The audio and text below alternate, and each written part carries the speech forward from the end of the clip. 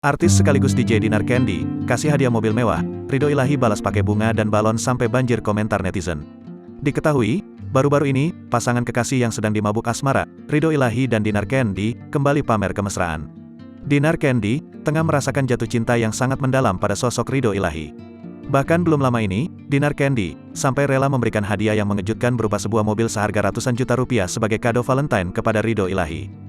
Dilansir dari akun Instagram pribadinya @dinar_candy, mengunggah potret dirinya dan Ridho Ilahi yang memegang balon dengan warna merah serta sebuah buket bunga di depan sebuah mobil, Kamis, tanggal 17 Februari tahun 2022.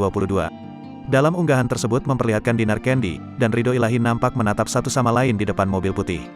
Dalam sebuah tayangan YouTube, Dinar pun mengungkapkan maksud dari dirinya yang rela menghabiskan uang hingga ratusan juta rupiah untuk memberikan mobil kepada Ridho Ilahi.